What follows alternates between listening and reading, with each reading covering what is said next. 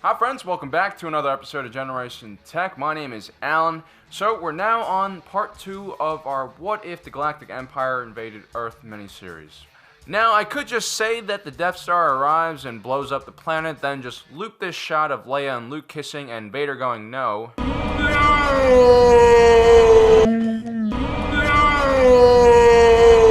For the next 10 minutes, but I'm not going to do that to you guys. I'm going to give you a full episode. Anyway, in this scenario, the Empire has decided to engage Earth in ground combat.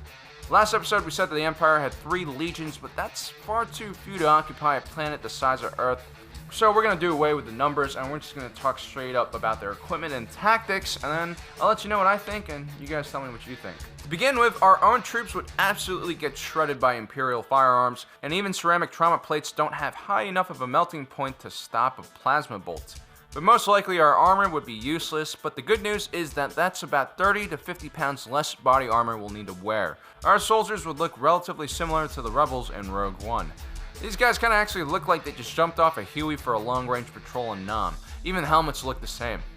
Mobility and speed are very important in combat. There's a reason why our troops don't wear full body armor covering every inch of their body. It's better to not get hit in the first place rather than take a painful shot to a trauma plate.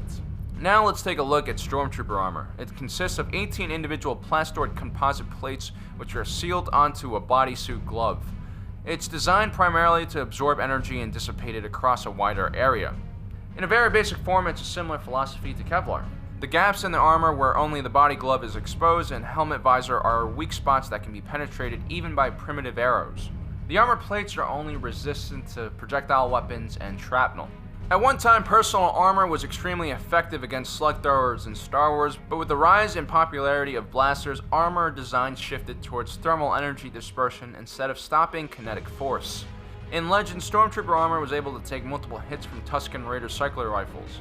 But since we don't know what the caliber, muzzle range, and type of ammunition they were using, it's not really that useful in determining what would happen in this scenario. I doubt that Stormtrooper armor is very effective against armor-piercing rounds or high-caliber rounds. My reasoning is that the Empire was all about cost-effectiveness. Look at the standard TIE Fighter, for instance. It doesn't have shields, hyperdrive, and barely even has proper life support systems. There's a reason why Imperial pilots wear full helmets and Rebel pilots don't. This philosophy favors equipping their soldiers with what they need, but not necessarily anything extra. Take a look at our own military. Soft body armor like Kevlar was introduced to our soldiers in the 80s, and it did well against small caliber firearms. But against a weapon like a crossbow or a two-handed broadsword, it doesn't really do anything. But that's because at the time the enemies our military faced rarely used crossbows and swords. Slug throwers in the Star Wars galaxy are similar in that concept. They're an antiquated weapon, and although bounty hunters and primitives use them, it's not really cost efficient for the Empire to equip their entire Stormtrooper corps with protection against projectile weapons. It's the same reason why Stormtrooper armor is not resistant to lightsabers. You just don't run into that many Jedi anymore. The equipment suits the needs of the soldiers. Modern firearms do damage in 2 different ways. One, there's piercing damage from the bullet itself, and then the concussive force from the bullet will also cause more damage internally. Now, even if Stormtrooper armor could stop, let's say, a 5.56 NATO round, it doesn't mean that the individual wearing the armor will be safe from the concussive force. They could have internal bleeding or some kind of other internal problems from the bullet. On top of that, their armor doesn't seem to have the best blunt trauma resistance. Attacks from rocks, batons, and furry fists seem to do a decent job at knocking out a trooper. If a 5.56 round can't do the job, then a 308 round will definitely knock them off their feet. And of course, there's 50 cal rounds and those fancy air burst weapons. If any of those latter rounds hit them, I don't care who you are, the inside of your body will turn into jello. Simply put, we have the capability of taking down Stormtroopers with the current weapons we possess in our modern-day militaries. On top of that, Stormtrooper helmets are notorious for obstructing the view of the wearers, and the majority of Navy-based Stormtroopers only have white armor, which really doesn't work from a camouflage point of view unless you're in an Apple store. So in the end, it's Stormtrooper armor versus our own lack of armor. It's an age-old dilemma faced by soldiers since the Bronze Age. More protection equals more weight, less visibility, and less movement. There's no real right answer for this, but most militaries seem to find a balance. If we look at small arms, both sides have their own unique advantages. Our firearms have a much longer range, higher muzzle velocity, and our projectiles aren't lit up, unless you're using tracers, that is. The standard issue assault rifle used by most military forces today also seems to have a much higher firing rate than Imperial standard issue rifles. Blasters, on the other hand, were much more destructive, and also its power cells had a much better round to weight ratio compared to traditional ammunition. Our armor and tanks will be relatively useless against plasma bolts as far as protection goes, but they'll still be useful as mechanized ways of moving around heavy weapons. Again, speed is the key here, so I wouldn't be surprised if our soldiers stripped down our tanks and our armored vehicles to make them much lighter and faster, because Imperial weapons actually don't fire very quick projectiles. On the Imperial side, we would have just as much success as the Ewoks against the AT-ST walkers. And seeing that most of us have seen Star Wars, we know exactly where to attack an AT-AT walker: the neck joint, the leg joint, and the underbelly. It's pretty hard to determine whether a conventional anti-tank weapon is useful against an AT-AT. The AT-AT's armor is made of Durasteel, and Legends is kind of all over the place with exactly how strong that material is.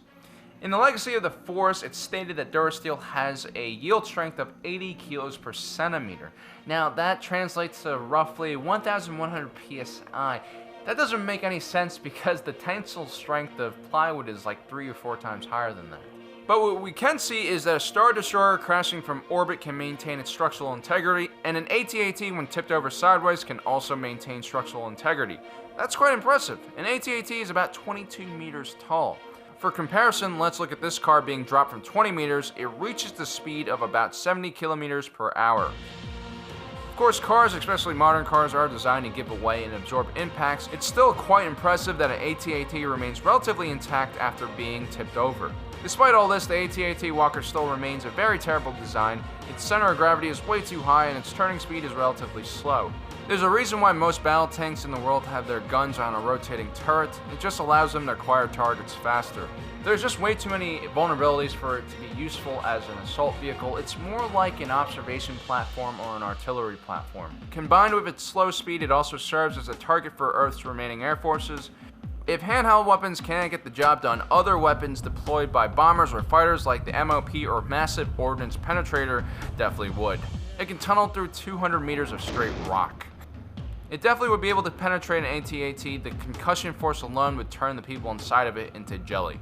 Now, most of our large military bases and large troop movements will be easy targets for orbital bombardment, so we'll have to learn how to travel around in small groups and use guerrilla tactics. This is, however, a unique situation. As mentioned in our last episode, we'll struggle dealing with ships in orbit. However, TIE fighters and TIE bombers will be easy targets for our ground troops because they lack maneuverability in atmosphere and they don't have any countermeasures against anti-aircraft missiles.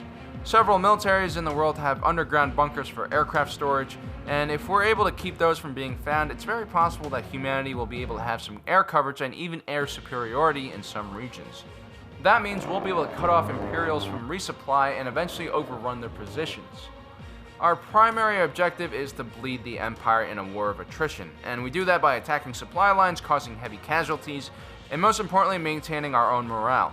Eventually, we'll be able to steal their weapons and use them against the Empire. But it's unlikely we'll be able to reverse engineer anything and start manufacturing Star Destroyers. Even if we do reverse engineer the technology, we don't have the resources or materials on this planet to actually manufacture them. We have to remember that the Empire consists of thousands of planets with all kinds of unique resources we just don't have access to. It would be extremely hard for the Empire to occupy Earth as long as there's people willing to fight. As of today, there are 20.5 million soldiers worldwide. And as far as able-bodied combatants, it really depends on what your parameters are. A 10-year-old can make a fearless soldier, and a 90-year-old woman can still fire a rifle, if she needs to. It might be messed up, but humans are survivors, and we'll do whatever it takes to win. Oh look, an eagle! There are 7 billion people on this planet, and that's not even including the lizard people who live in the center of the Earth. And let's be honest, we're not important enough for the Empire to deploy millions of soldiers to combat us. Enough, maggots. You are not special. You are not a beautiful or unique snowflake. Simply put, a ground invasion by the Galactic Empire is just not a good idea.